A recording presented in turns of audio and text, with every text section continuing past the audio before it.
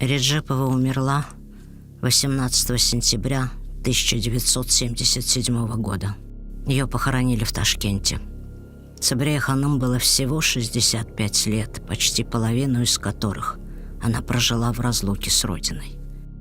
Писатель Айдер Усман, навестивший ее, уже тяжело больную, позже напишет о своем последнем разговоре с великой певицей. Она тогда сказала: «Эх, вы все рано или поздно вернетесь в Крым. Я же останусь здесь». И заплакала. Она тогда не знала, что станет бессмертной и вернется домой вместе с нами.